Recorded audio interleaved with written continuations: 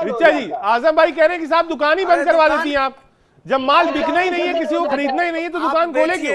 दुकान क्यों बंद होगा? आप बेचिए, अपनी छुट्टी अपने जाति धर्म को लोगों को बेचिए, अपने घर में बेचिए ना अपने लोगों को। एक बात और उनकी ये डर खत्म हो जाती क्योंकि वार्निंग नहीं होगी, क्योंकि लगातार अरे आजम भाई, अभी आप अंबानी जी के विरोध कर रहे थे और आपके पार्टी के अध्यक्ष, आपके पार्टी के मुखिया ठुमके लगा रहे हैं अंबानी के घर जा करके। आप अभी अंबानी जी का विरोध कर रहे थे, अडानी का विरोध कर रहे थे, अखिलेश यादव जाके डांस कर रहे हैं, पार्टियां बना रहे हैं। आप अपने बड़े नेता का अनुसरण करो।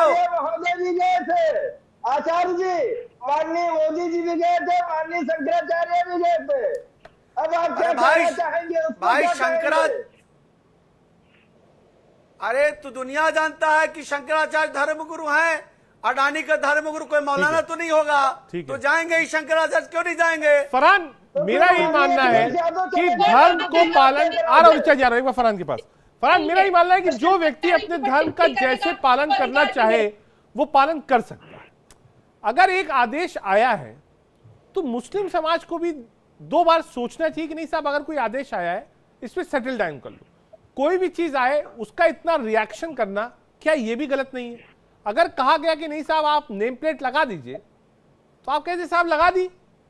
आप तो ऐसे भी कह रहे हो साहब नॉनवेज तो वैसे भी कोई कावड़िया नहीं खाएगा, तो अगर नेम प्लेट लगी हुई है और आप वेजिटेरियन भी बेच रहे हो, किसी को खाना है तो वो खाए, नहीं खाना है तो ना खाए। नेम प्लेट लगाने पर इतना बवाल क्यों? नेम प्लेट लगाने पर बवाल नहीं, नेम प्लेट तो आपने भी अपने घर पर लगा रखी है और हमने भी अपने घर पर लगा रखी है। जी, नाम लगाने पर ही आपका सारा बवाल है। एक मिनट मैडम, देखिए पहले इनको चुप कराइए। आप देखिए, आपकी ऋचा जी आदत बहुत खराब है, आपकी आदत बहुत खराब है। आप डिबेट इस तरीके से कर पाती हैं। आपने रजत जी इनको आह्वान किया था। ऋचा जी, मैंने ये जो सवाल पूछा है, एक बार फरहान 40 सेकंड बोल लें, आप रिप्लाई कर दीजिएगा, क्योंकि मैंने एक मूलभूत सवाल पूछा है, वो बोल लें, आप रिप्लाई कर दीजिएगा। फरहान बोलिए। देखिए रजत भाई, मैंने ये अपने वक्तव्य में ये बात कही कि नेम प्लेट से किसी को कोई दिक्कत नहीं है। यहाँ पर जितने लोग बैठे हुए हैं सब नेम प्लेट लगाए हुए अपने अपने मकान पर, अपने अपने दुकान पर। जब कोई भी व्यक्ति रेस्टोरेंट खोलता, ढाबा खोलता, दुकान खोलता है तो उसको रजिस्ट्रेशन कराना होता है और रजिस्ट्रेशन में उसकी पूरी डिटेल लिखी रहती है और वो डिटेल उसके दुकान के सबसे पहले सामने ही टंगी रहती है। यह बात यथार्थ सत्य है, यहाँ पर बैठा हुआ कोई भी व्यक्ति इस बात को जुटला नहीं सकता है। मैं दूसरी बात कहना चाहूंगा, ये जो प्रोपोगंडा हो रहा है ये केवल भारतीय जनता पार्टी की जो जमीन है, जो बंजर हो गई है इस पार्लियामेंट चुनाव में, उस जमीन को फिर से हरा भरा करने के लिए मुजफ्फरनगर जैसा जिला चुना गया है। और चुनने का सिर्फ यही एक कारण है क्योंकि मुजफ्फरनगर समाजवादी पार्टी की सरकार में एक बड़ा सेंसिटिव जिले के रूप में पूरे देश के अंदर सामने निकल के आया था। किस तरीके से मुजफ्फरनगर दंगा हुआ था ये हर कोई जानते हैं, और जब जब दंगा होता है तो दंगे का लाभ। एक बार रिप्लाई कर दी। कहा साहब एपी सेंटर था मुजफ्फरनगर जब समाजवादी पार्टी की सरकार थी, आज की डेट में फिर वही करने की कोशिश है फरहान का आरोप है। रिचा रिप्लाई फिर आजम भाई को। देखिए, समाजवादी पार्टी की सरकार में मुजफ्फरनगर का क्या हाल हुआ था ये मुजफ्फरनगर के लोग भी नहीं भूले हैं। और फरहान जी को मैं एक बात याद दिला देना चाहती हूँ कि आपके लाख विरोध के बाद, आपकी लाख संतुष्टि के बाद भारतीय जनता पार्टी ने और आदरणीय प्रधानमंत्री मोदी जी ने तीसरी बार सफल रूप से न सिर्फ सरकार बना ली है बल्कि ऐतिहासिक रूप से आदरणीय प्रधानमंत्री मोदी जी प्रधानमंत्री हो चुके हैं। और ये इसको पूरे देश ने जनादेश देकर बनाया है। ये इस देश का जनादेश है कि आदरणीय प्रधानमंत्री सफल रूप से सरकार नहीं बनाई है मैडम। जो 400 पार का नारा था वो नारा अगर आपको सहारे पर सरकार बनाई है। बैसाखी समझती है ना, बैसाखी के सहारे पर आपको 2 बैसाखी के सहारे पर सरकार बनाई है। बोलिए ना, हमने इंडिया के हमने इंडिया के दम पर सरकार बनाई है, उनको सरकार बनानी चाहिए के दम पर आपने सरकार बनाई है। बैसाखी के सहारे पर 400 पार का नारा नहीं पूरा कर पाया, 400 पार का नारा नहीं पूरा कर पाया। झूठ मत बोला करिए, झूठ बोलने के लिए आपको प्रवक्ता बनाया गया है क्या? भारतीय जनता पार्टी आपको प्रवक्ता झूठ बोलने के लिए बनाया गया है, टीवी पर बैठकर झूठ बोलने के लिए बनाया गया है क्या? आपका बस तो आप लोग संविधान को तो मानते नहीं, आप तो शरीयत को पूरे देश में लागू करना चाहते हैं। रोज महिलाओं को पीटा जा रहा है, संविधान को बदल रहा था, आप ही बदल रही थी ना बात है। आपके संविधान को दुहाई दे रहे हैं और फिर संविधान के अनुरूप ये कार्य हो रहा है, इस पर आप चुप्पी। एक राजनीति के रंग चुके हैं कि आप दिन रात। रजत जी, मेरी आवाज म्यूट कर दी गई है। ठीक है, हमारे साथ इस वक्त एक खास मेहमान कपिल देव अग्रवाल, मंत्री उत्तर प्रदेश। बहुत स्वागत है सर इंडिया डेली में आपका। और बात इसलिए करना जरूरी था क्योंकि हम लोग डिस्कशन कर रहे हैं, देश भी डिस्कशन कर रहा है। सबसे पहले इस इशू को आपने ही उठाया था, फीडबैक क्या था? क्या कोई शिकायत आई आपके पास? आपने स्वयं प्रैक्टिकली देखा इसको, कहां से ये बात आई? देखिए, नमस्कार, आपका धन्यवाद कि आपने मुझे अपनी बात कहने का मौका दिया। मुजफ्फरनगर में हरिद्वार से, ऋषिकेश से, गोमुख से 5 से 6 करोड़ कांवड़िया प्रतिवर्ष जल लेकर के आता है और हर साल की संख्या बढ़ती है और वो देश भर के लोग होते हैं। इसके अलावा ये मार्ग वो मार्ग है जिसमें गंगोत्री, यमुनोत्री, गोमुख, बद्रीनाथ, केदारनाथ, हरिद्वार, ऋषिकेश यात्री लोग जाते हैं, धार्मिक लोग जाते हैं। और उन सब के साथ समस्या क्या होती है कि जो ढाबे पर, रेस्टोरेंट पे खाना खाने के लिए रुकते हैं तो ढाबे का नाम देखा शुद्ध दुर्गा वैष्णव भंडार या खुद दुर्गा वैष्णव भोजनालय, तो दुर्गा पर रुके ये समझ करके भाई शुद्ध भोजनालय है। और जब अंदर जाएंगे तो बराबर की टेबल पे कोई व्यक्ति नॉन वेज खा रहा है, दुकानदार से पता किया, ढाबे वाले पता किया किसका ढाबा है, तो नाम बताता है कि मेरा नाम तो नईम है या मेरा नाम इस्लाम है, तो वो झगड़े का कारण बनता है। यानी शुद्ध वैष्णो देवी भंडार रख करके नॉन वेज बेचने का काम करते हैं। हमने उस पर आपत्ति की कि कावड़ का व्यवस्था चल रही है, कावड़ के समय में कम से कम ऐसा ना हो, कावड़ का ईमान और धर्म और उनकी व्यवस्था, उनकी आस्था वो किसी भी प्रकार से बाधित ना हो, झगड़े का कारण ना बने। तो सीधा सीधा ये विषय था। ठीक है, लोग इसको सामाजिक टूल और सामाजिक झगड़े का और सामाजिक विद्वेष का एक रास्ता बनाने का काम कर रहे हैं। हाँ, लेकिन मुस्लिम समाज ये कह रहा है, हमने कहा कि सुनिए कपिल जी, जो कई लोगों की बात हुई, अभी AIMIM की तरफ से लोग थे, आपने ओवैसी साहब को सुना होगा, कहा ये समाज को तोड़ने का काम है। पहला, मुजफ्फरनगर सेंसिटिव जगह है, वापस पोलराइजेशन की पॉलिटिक्स इससे शुरू होगी। और तीसरा, आप एक आदेश ये दे सकते थे कि जितने भी दुकानदार हैं वो सिर्फ और सिर्फ पूरे सावन के महीने वेजिटेरियन खाना ही सर्व करेंगे, बात खत्म हो जाती। ये विषय एक दिन का नहीं है, ये विषय एक दिन का नहीं है, ये विषय लंबा है और हमेशा यहाँ से आते निकलते हैं और ये लोग धर्म के साथ खिलवाड़ करते हैं, धर्म के साथ नॉनवेज बना के। अब मैं आपसे ये पूछना चाहता हूँ कि कोई भी व्यक्ति हो, वो अपने नाम से दुकान चलाने में क्या आपत्ति है? अपनी दुकान की नेम प्लेट लगाने में क्या आपत्ति हो सकती है?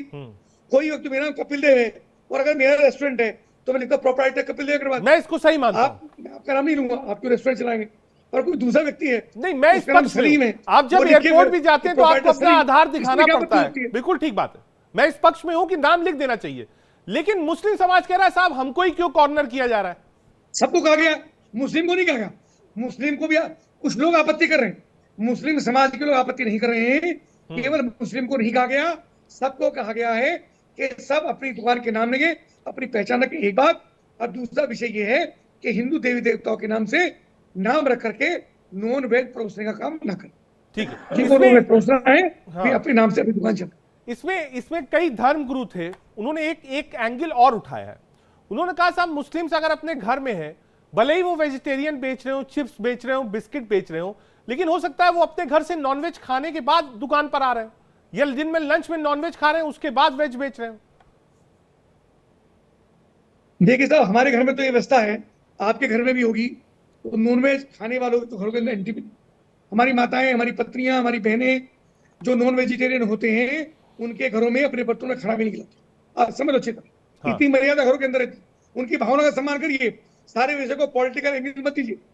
जो लोग नॉन वेजिटेरियन हैं, जो लोग वेजिटेरियन हैं, शाकाहारी हैं, वे शुद्ध रूप से शाकाहारी होते हैं।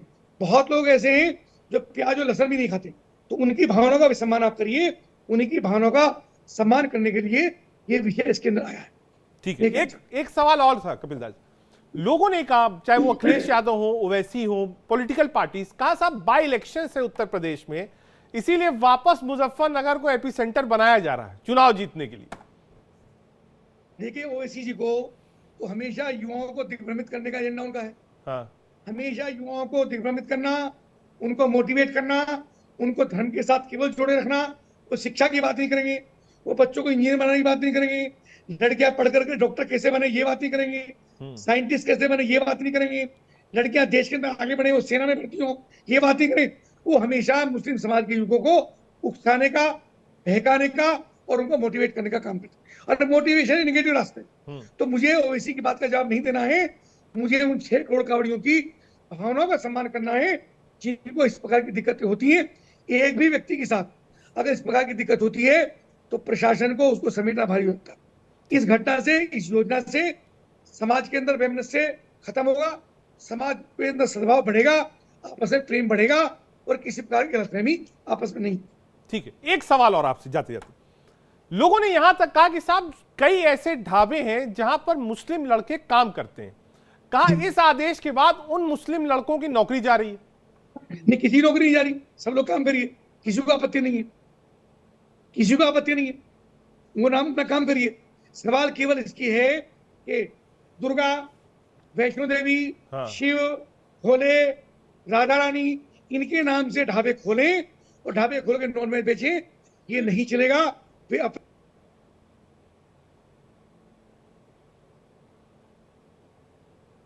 ठीक है, बहुत शुक्रिया अपना कीमती वक्त निकालने के लिए। कपिल देव अग्रवाल साहब हमारे पास थे।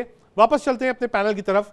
रंगरेज जी, आपने कपिल देव अग्रवाल जी को सुना, ठीक है, रंगरेज जी नहीं, आजम भाई वो कह रहे हैं कि साहब आप सोनू नाम रखोगे, मां वैष्णो नाम रखोगे, मां अंबा नाम रखोगे, कहा साहब नाम कुछ रखोगे, हो आप कुछ और, कहा उससे आपत्ति ज्यादा है। आपने सुना होगा।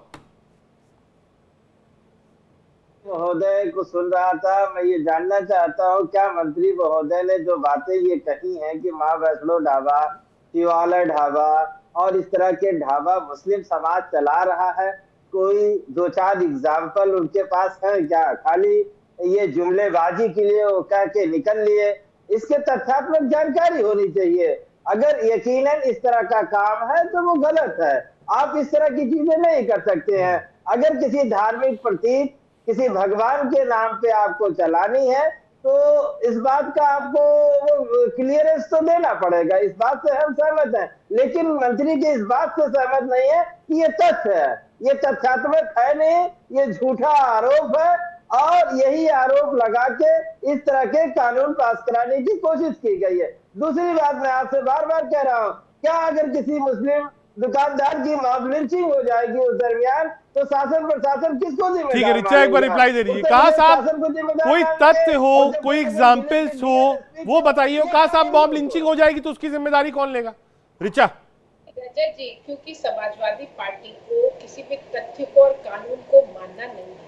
कल तक तो ये कह रहे थे कि ये कोई नया आदेश है, जब इन लोगों को ये बताया गया कि कोई नया आदेश नहीं है, पुराना आदेश है जो कि पूर्व में कई दशकों से पहले आ गया था, जिसको समाजवादी पार्टी और कांग्रेस के समय में लाया गया। तो ये ऐसे तमाम तथ्य हैं जिसमें नाम कुछ और होता है और प्रोपराइटर कोई और होता है। इसीलिए इस तरीके की कानून व्यवस्था का कोई मसला ना उठ जाए इस पवित्र महीने में, तो इसके लेकर कानून की पारदर्शिता लाई गई है और उसमें अगर सबको अपनी आइडेंटिटी डिस्क्लोज करनी है, चाहे वो किसी भी धर्म का व्यक्ति हो, तो इसमें किसी को कोई आपत्ति नहीं होनी चाहिए और इसमें किसी भी तरीके की तुष्टीकरण की राजनीति करने का प्रयास भी नहीं करना चाहिए, बल्कि सबको आगे बढ़कर सहयोग करना चाहिए। क्योंकि सावन का महीना हो या नवरात्रि का पर्व हो, ये हिंदुओं की आस्था का सवाल है, सबकी आस्था का सम्मान होना चाहिए और प्रत्येक व्यक्ति को ये जानने का अधिकार है कि वो जहाँ से सामान खरीद रहा है उसका नाम क्या है, उसके पास उसको बेचने का लाइसेंस है कि नहीं है। ठीक है, कानून का व्यवस्था। फरहान, आपने भी मंत्री जी को सुना हो, वो कह रहे हैं साहब जय अम्बा वैष्णो ढाबा नाम से आप खोल लेते हैं,